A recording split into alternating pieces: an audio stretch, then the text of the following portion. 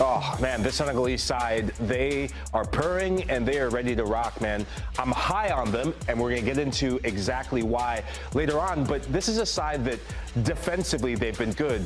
But let's hear from their talisman in Sadio Mané about why this performance and this moment means a lot to him and the team, because I think he's got a lot to say. As I always said, Egypt is, for me, the best ever team in Africa.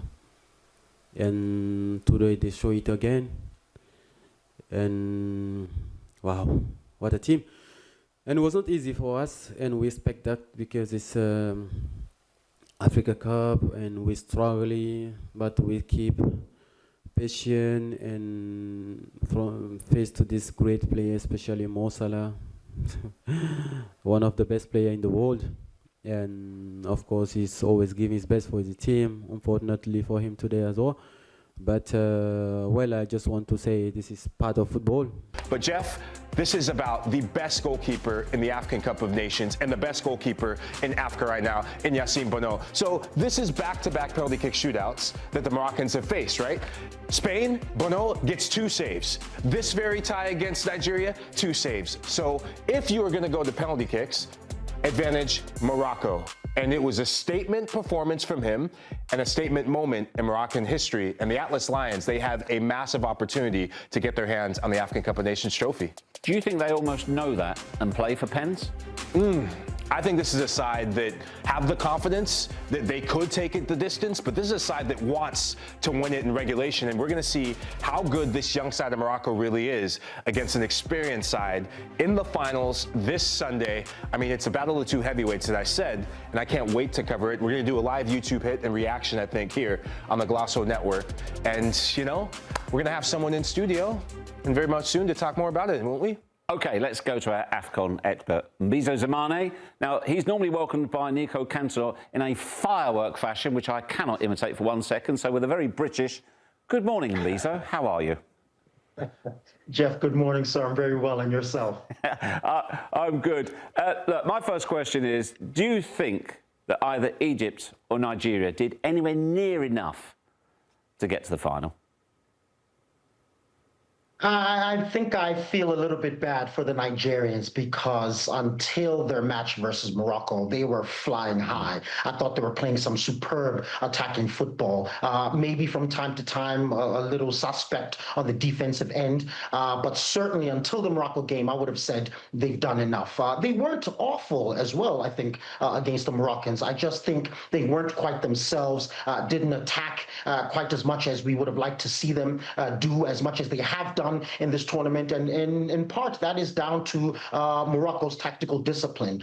Egypt, for me, was fortunate to even be in the semifinals. I didn't think they did enough to defeat the Ivorians, who themselves certainly underperformed and didn't play like they had been playing during the course of the tournament. So a little bit of fortune there for the Pharaohs. I think the teams that are in the final deserved to be there, and those who fell out deserved to go home. And I predicted something along these lines. And Mbizo, I agree with you about the Pharaohs, and you and I were going back and forth in our WhatsApp group about, man, where's Egypt? They look shell-shocked. They look completely out of it, outclassed. But where I have a difference of opinion is I thought Nigeria were awful, right? After the Lookman shot, they didn't really create anything. They looked shot of legs, and the deserving team, I do agree with you on that, goes through in Morocco. But we had talked so much about Victor Osimhen and Mohamed Salah and their legacies if they were to get their hands on this trophy. How does this impact their legacies now that they were left short and lost in the semifinals and just left a bit on the table for their countries? Well, I think that Victor Osimhen still has a few more chances, at least in his prime, to be able to get his hands on the trophy and to do a little bit more on the African football scene. I think Mohamed Salah will be extremely disappointed. And for me, that certainly is a blemish on his career on the African continent. Again, I make no claim or comparison or analysis of his, of his performances and his legendary status at Liverpool. But to not be able to take take the Pharaohs, who are the most successful team in AFCON history on the continent, to a final and to also play well, because the goals were there. Even in this tournament, the goals were there. But I've never seen a Mohamed Salah performance in AFCON that made me think this is one of the best players on the continent, this is one of the best players in the world, and one of the best African players of all time. So even more so than the actual championship itself, I think the performances will leave him feeling like he hasn't done enough for his country. I certainly believe so. And it's one of the reasons why, despite getting a lot of stick from African football fans, I do not put Mohamed Salah in the all-time top 5 African players. But again, a top player, but just on the African continent, it just didn't come together for him. And I think he'll be disappointed.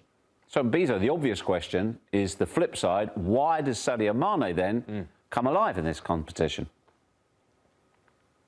I'm not sure exactly what the mechanics are, but I can tell you that for me, Sadio Mané is just iconic. He just does everything for that Senegal team.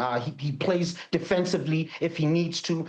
He makes if he needs to, scores big, important goals, as we witnessed there against Egypt. He's a calming presence.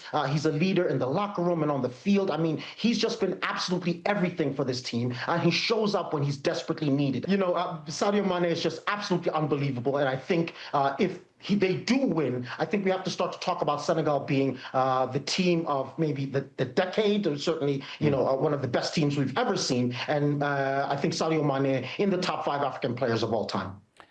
You say if they do win. Mikey, you and Mbizo both picked Senegal to win the tournament. Are you sticking with it? Yeah. I stand by it. I don't think at times the Senegalese side has even gotten out of first gear, right? And it's the opposition they've played. But Sadio Mané is the difference. And I'm curious, that much when it comes to the African Cup of Nations. I mean, he's been the most prolific goal scorer in terms of final end product that we've had since, I think, 2017, Mbizo, when he made one of his first appearances. But I'm curious with you, Mbizo. My one half hesitation now, going into the final, Kalidou Koulibaly, yet again, missing, suspended, picked up an injury. How do you think that impacts the final matchup with Morocco? I mean, he's a huge miss, isn't he? The experience, the leadership. Obviously, he wears the captain's armband, and what an incredible defender. I mean, I think also one of the greatest, players in African history in terms of defense anyway, as a center back.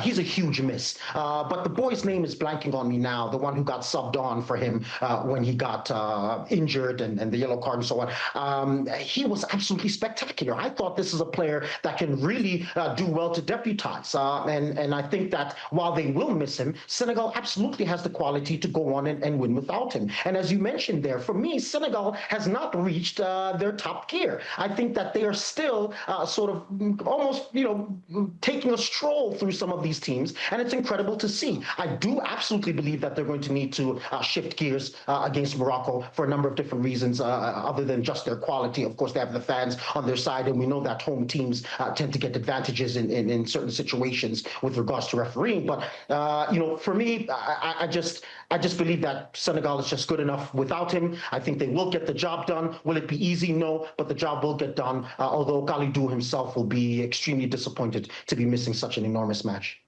Well, I'm going to oppose you both, because Mikey has inadvertently tipped Morocco. They're going to drag them down, they're going to bore them to death, take it to penalties, and because, as you said, he's the best goalkeeper on the continent, they will win on penalties. Can you argue that? I think they will try to win it in open play. I think nobody wants to gamble with a penalty shootout, especially because Senegal actually has fantastic shooters, and also themselves have a goalkeeper who was once one of the best goalkeepers on the continent, and arguably is still so. So I believe that both teams will come out to play. Neither team is the kind that wants to sit back. Neither team is the kind that wants to play without the ball, although both know how to. So I think what we're going to see is two heavyweights that come out throwing jabs, throwing blows, and trying to knock the other one out. And only if a stalemate presents itself organically will they look to manage the game and take it out to penalties. But in my opinion, I think we're going to see a fairly open game in which two teams are really going for the jugular. And it's going to be a spectacular game to watch. For as big of a moment this is for Senegal, this is an even bigger moment for Morocco and their coach, Walid Regragui. A lot of pressure on him, Jeff. And Mbizo, you know it as well. If you are him, you get after Mamadou Sarr, who's filling in for Kalidou Koulibaly, because he's young. It's a big moment for him. You've covered big finals, and young players, they either step into the limelight or it's just a bit too hot for them. So he's going to be the player to watch in the final. Well, Mbizo, as ever, thank you very much indeed. Can't wait. Thanks for watching this video from Morning Footy. For all news and insights regarding leagues around the world like EFL, Serie A, and all UEFA competitions, both men's and women's, don't forget to sign up for Paramount+.